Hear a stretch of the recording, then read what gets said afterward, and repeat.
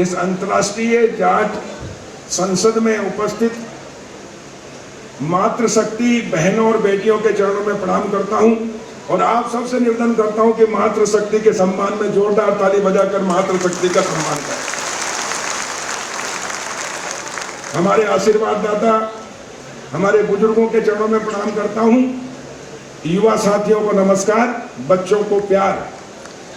और आज के इस ऐतिहासिक अंतर्राष्ट्रीय जाट संसद में हम सबको मार्गदर्शन देने पधारे हम सबके वरिष्ठ नेता, भारत सरकार में ग्रामीण विकास इस्पात मंत्री रहे और सर छोटूराम जी के नाती और हम सबके बड़े भाई आदरणीय चौधरी वीरेंद्र सिंह जी, आपके चरणों में भी प्रणाम करता हूं और आप सबसे निवेदन करता हूं कि जोरदार ताली बजाकर हमारे चौधरी वीरेंद्र सिंह जी का हम सम्मान करें।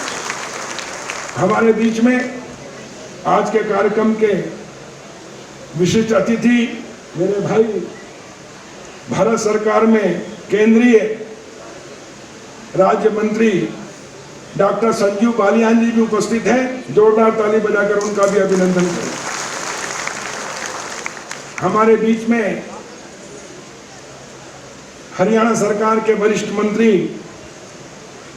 आदरणीय रणजीत सिंह चौटाला जी भी उपस्थित हैं। वो हमारे विशिष्ट अतिथि हैं, उनका भी जोरदार। कानून को पूरे देश में लागू किया स्वामित्व कानून के तहत, ताकि गांव जो आबादी में बसता है, लाल डोरा कहलाता है, उसका भी मालिकाना हक मिलकर गांव का किसान अब खेती के साथ व्यापार व्यवसाय उद्योग लगाकर अपनी तरक्की कर सकता है, आने वाली पीढ़ी को आगे बढ़ा सकता है और गांव और शहर का भेद खत्म कर सकता है। और इसलिए युवा साथियों, अब आपको अवसर है कि हम खेती के साथ, एक बेटा हमारा खेती करेगा तो दूसरा व्यापार व्यवसाय और उद्योग में भी जाएगा, सरकारी अफसर भी बनेगा और भी क्षेत्र में जाएगा, लेकिन उसको यह अवसर मिला है। मैं इस अंतर्राष्ट्रीय जाट समाज के अंतर्राष्ट्रीय संसद में आप सबके उज्जवल भविष्य की कामना करता हूं और हम पढ़े, बेटों को पढ़ाएं लेकिन बेटियों की पढ़ाई भी कराएं। शहर में तो जो बेटियों की पढ़ाई होती है, लेकिन गांव हमारे जो हैं वो बेटियों की पढ़ाई न करके जल्दी शादी कर देते हैं। मेरा इस मातृशक्ति से भी आह्वान है और बुजुर्गों से कि हम अपने बेटे और बेटी को एक समान माने, क्योंकि बेटा तो शादी होने के बाद अलग हो जाता है, लेकिन बूढ़े माँ बाप की सेवा बेटी करती शादी होने के बाद में भी वो चिंता करती है। और इसलिए हमारी बेटी को बचाना भी है और बेटी को पढ़ाना भी है, उसको योग्य बनाना है और बेटी और बेटे का भेद खत्म करके हमको समाज में भी समानता लाना है। और जिस दिन हमने समाज में अपनी बेटी को सम्मान दिया और बेटी को पढ़ा लिखा के योग्य बना दिया, उस दिन हमारी समाज बहुत आगे जाएगी। क्योंकि बेटा नाम भी करता तो एक ही परिवार का करता, लेकिन बेटी पढ़ लिख कर योग्य बनती तो अपने माता पिता का भी नाम रोशन करती है और ससुराल जाती है तो ससुराल का भी नाम रोशन करती है और देश का भी नाम रोशन करती है। इसलिए सभी बेटियों के चरणों में प्रणाम करते हुए आप सबको उज्जवल भविष्य की बहुत बहुत शुभकामनाएं। जय भारत, जय जाट। जाटनी का दूध पिया है जिसने, भाई रामोतर पलसानिया और पीएस कलवानिया, दोनों ने,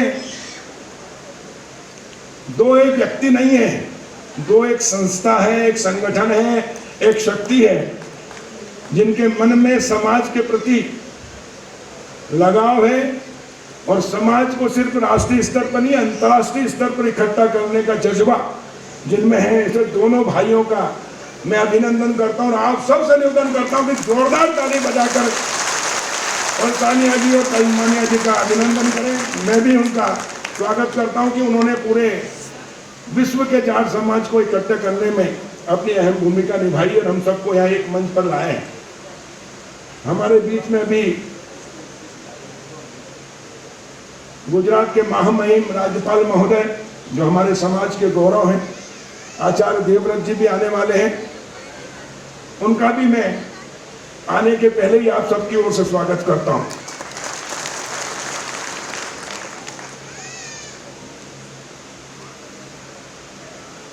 ये हमारा सौभाग्य है कि हम ऐसी कौम में, ऐसे समाज में जन्मे हैं जो स्वाभिमानी है, जो पुरुषार्थी है, जो चरित्रवान है और देशभक्त है।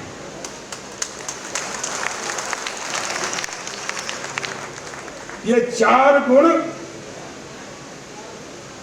अगर किसी समाज में मिलते हैं और आम समाज के नागरिक में मिलते हैं, चाहे बच्चा हो या बेटा हो या बेटी हो, युवा हो या बुजुर्ग हो, किसान हो या मजदूर हो या व्यापारी हो या अधिकारी हो, चाहे नेता हो, हर व्यक्ति के अंदर हमको अपने पुरखों से, हमारे खून में स्वाभिमान, पुरुषार्थ, चरित्र और देशभक्ति के ये चार गुणों से हम ओतप्रोत हैं। इसलिए हम सौभाग्यशाली, और मैं तो हमेशा कहता हूं, एक जन्म नहीं 1000 जन्म भी हो तो जाट के यहां हो।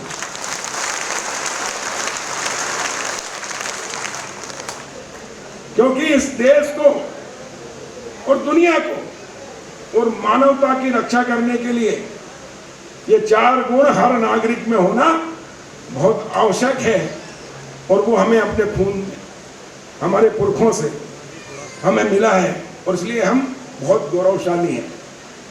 मैं आप सबको बहुत बहुत शुभकामनाएं और बधाई देता हूं। जैसा कि पूर्व वक्ताओं ने कहा है कि हम सेना में देश की रक्षा के लिए सबसे आगे हैं। हमारा नौजवान देश की रक्षा के लिए अपने प्राणों की आहुति देने में पीछे नहीं हटता है। जब कारगिल का युद्ध हुआ और जो भारत के सैनिक शहीद हुए, उसमें 90% से अधिक हमारा खून था, जिसने देश की रक्षा। जब भी चाहे अंग्रेजों से हो, चाहे मुगलों से हो, चाहे किसी से भी हो, जब भी विदेशी आक्रांताओं ने इस देश पर आक्रमण किया, इस देश की संस्कृति को नष्ट भ्रष्ट करने का प्रयास किया, तो वो जाट का खून था जिसने सबसे पहले लड़ाई लड़ी और उनके छक्के छुड़ाए, और भारत माता को आजादी दिलाने में जाट सपूतों का बलिदान कभी भुलाया नहीं जा सकता। और आजादी के बाद भी जब लोग अपने अपने परिवार के लिए जीते, लेकिन जाट समाज सिर्फ अपने और अपने परिवार के लिए नहीं, समाज और राष्ट्र के लिए जीता है और अपने जीवन को सफल नहीं, सार्थक करता है। और इसलिए हमारा समाज का सम्मान सिर्फ भारत ही नहीं, पूरी दुनिया में। और इसलिए इस सम्मान को, पुरखों के किए गए वीरता के कार्य को हमें अपनाना भी है और आगे भी जारी रखना है। और हमारे समाज का गौरव हमें हमेशा बना के रखना है। ये हमारा कर्तव्य, दायित्व, तभी हमारा जीवन सफल नहीं, सार्थक होगा। मैं जहां मध्य प्रदेश से, वैसे तो हम राजस्थान से हैं, राजस्थान के जोधपुर से हमारे पुरखे 150-200 साल पहले पलायन करके मध्य प्रदेश में गए। मध्य प्रदेश में हरदा, होशंगाबाद, सीहोर, देवास, उज्जैन, अलग अलग जगह थोड़ी थोड़ी संख्या में है। मैं जहाँ से विधायक हूँ, पहली बार 93 में विधायक बना, वहाँ 1180 वोट जाट समाज के थे। लेकिन मैंने जनता के लिए जो काम किया और जो विश्वास जीता, उसके बल पर मैं लगातार 93 से वहां से विधायक हूं। पहले चिकित्सा शिक्षा मंत्री रहा, फिर राजस्व मंत्री रहा, अभी कृषि मंत्री हूं। और हमारे खून में और हमारे पुरखों से जो हमें ये चार गुण मिले, स्वाभिमान, पुरुषार्थ, चरित्र और देशभक्ति की भावना, उसको अपनाकर जब सत्ता में आए तो हम मूल जाट समाज किसान हैं, खेती करते हैं और अपने जीवन यापन करके अपने देश का मान बढ़ाते हैं। लेकिन कानून में किसानों के साथ आज़ादी के बाद से खेती को जितना महत्व दिया जाना था नहीं देकर उद्योगों को ज़्यादा महत्व दिया गया और हमारा समाज तो 100% खेती पर ही आधारित है। किसान कह लो या जाट कह लो, एक दूसरे के